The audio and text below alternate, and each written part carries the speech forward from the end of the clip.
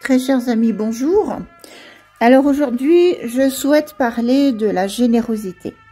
La générosité est partout dans l'univers de la terre qui nous nourrit malgré les mauvaises actions parfois de l'homme, au soleil qui nous éclaire, qui nous chauffe, en passant par la lune à qui l'on doit beaucoup bien sûr, la mer, qu'elle soit humaine ou animale, qui nourrit en premier lieu ses enfants.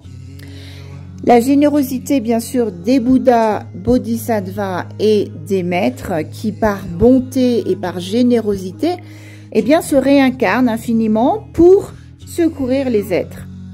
Donc, la générosité, on voit bien qu'elle est absolument partout. Elle est empreinte de compassion et la compassion est empreinte de générosité.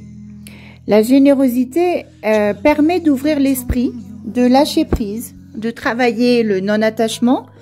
C'est pourquoi elle constitue la première des paramitas, la première des qualités à développer pour atteindre l'éveil. À l'inverse, une personne qui est autocentrée, attachée, non généreuse, eh bien, va cultiver une certaine souffrance. La souffrance, par exemple, d'être seule, de restreindre sa vie et son esprit. J'ai envie de vous parler de l'exemple de Togme Zangpo qui était une émanation de Chenrezig et qui donnait de son vivant absolument tout, même s'il ne lui restait plus rien. Tout comme Bouddha Shakyamuni également qui donnait jusqu'à son propre corps. Alors attention au type de générosité, je dirais qu'il y a deux sortes de générosité.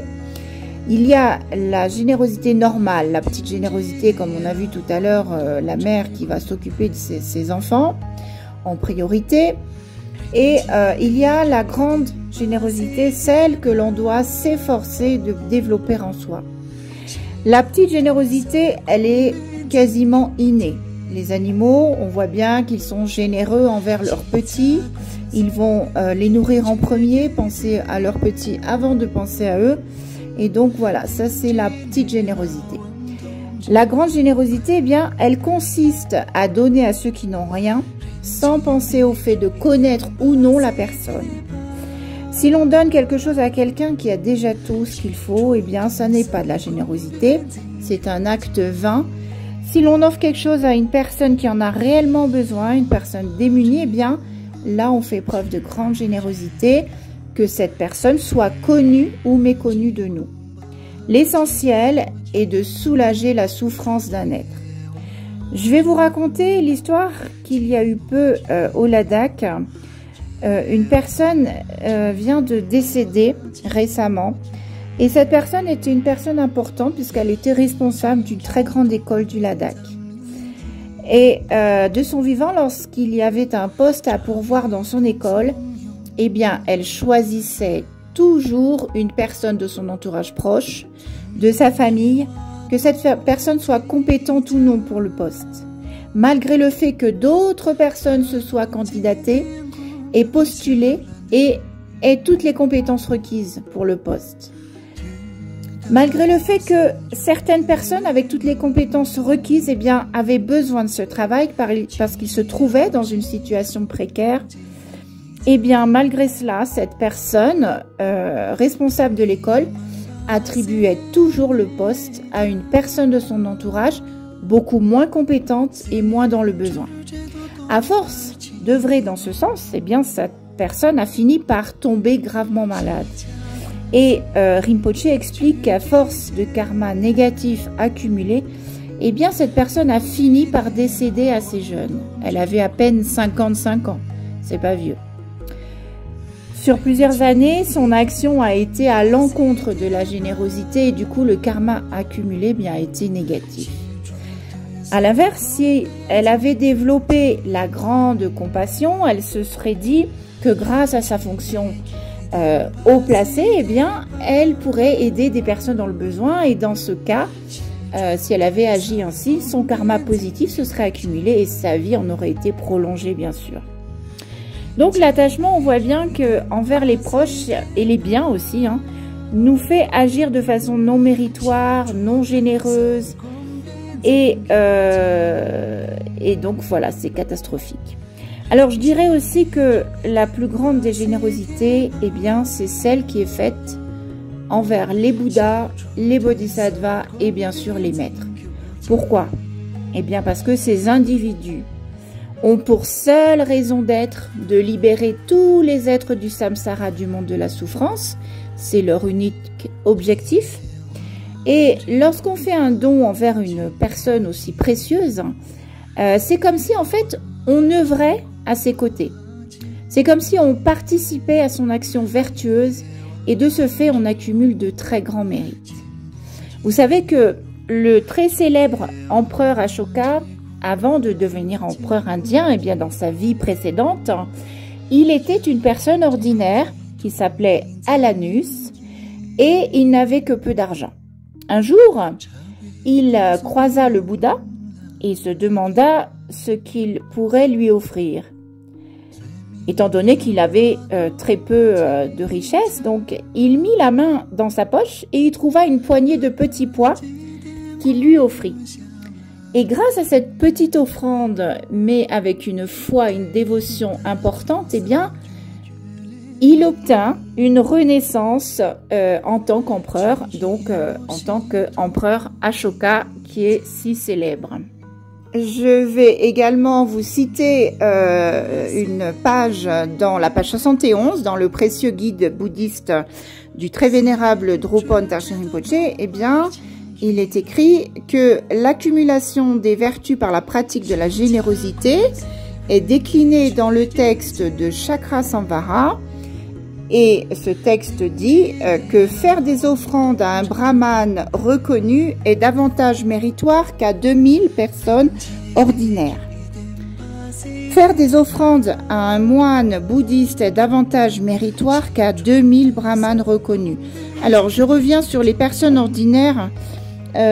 Qu'est-ce qui fait la différence entre une personne ordinaire et une personne supérieure? Une personne ordinaire, c'est une personne qui est auto-centrée, qui ne pense qu'à lui et à ses proches. Alors qu'une personne extraordinaire, une personne supérieure, c'est une personne qui souhaite le bonheur de tous les êtres dans leur ensemble, donc qui a élargi son esprit, qui n'est pas auto-centré, et qui a un esprit immense comme l'espace, puisqu'elle a cultivé l'esprit d'éveil, donc la bodhicitta. Bon, je reviens au texte de Chakrasamvara qui est cité dans le précieux guide bouddhiste de Rinpoché, alors qui dit que faire des offrandes à un brahmane reconnu est davantage méritoire qu'à 2000 personnes ordinaires. Également, faire des offrandes à un moine bouddhiste est davantage méritoire qu'à 2000 brahmanes reconnus. Faire des offrandes à un maître bouddhiste reconnu est davantage méritoire qu'à 2000 moines bouddhistes. Faire des offrandes à un maître réincarné, un tulku par exemple, est davantage méritoire qu'à 2000 maîtres bouddhistes. Faire des offrandes à un bodhisattva réincarné, donc une sainteté, est davantage méritoire qu'à 2000 maîtres réincarnés. Alors, à notre époque, les hommes pensent qu'il est davantage vertueux d'aider les pauvres, les nécessiteux.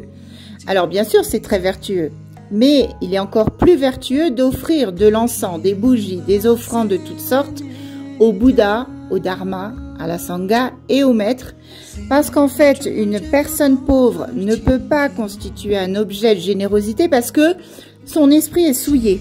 Il est empli de mauvaises actions qui ont été faites dans des vies antérieures et cette personne n'a pas les connaissances utiles à l'abandon des négativités. Elle ignore comment accumuler des actes vertueux et faire une offrande à une telle personne, eh bien c'est comme si l'on plaçait ces offrandes dans un vase souillé d'actes négatifs et du coup cela mène à la souffrance. Bon, ça ne signifie pas qu'il ne faut pas soulager bien sûr la souffrance des êtres, comme par exemple, si on croise une personne affamée, eh bien lui procurer un repas, cela est fantastique. C'est très méritoire, mais on va soulager la souffrance de cette personne de façon temporaire, parce qu'en fait, il est peu probable que l'on décide de nourrir cette personne indéfiniment. Et donc, la souffrance soulagée va être minime. Alors que lorsque l'on pratique la générosité envers les 3 joyaux et le maître, donc les 4 joyaux, eh bien, Cette générosité va être ancrée dans notre karma, qui va se trouver purifié, l'état de Bouddha va se rapprocher de plus en plus et à terme, à force d'accumulation, eh bien, l'état de Bouddha se révélera enfin. Alors, ça paraît un peu, je suis d'accord, individualiste de chercher à vouloir accumuler des mérites pour soi. On ne fait rien pour les autres dans cette histoire après tout. Alors, comme dit Gandhi, sois le changement que tu veux voir dans le monde. Eh bien, on souhaite atteindre l'état de Bouddha pour pouvoir ensuite avoir le pouvoir de libérer tous les êtres de la souffrance. Et c'est en sortant soi-même de la souffrance que l'on peut ensuite hisser tous les autres êtres vers la sortie. Donc, ça n'est pas une affaire individuelle et autocentrée. Un pratiquant sait pertinemment que sa principale motivation, eh bien, c'est la libération de tous les êtres dans leur ensemble. Sarva Mangalam Tashidele.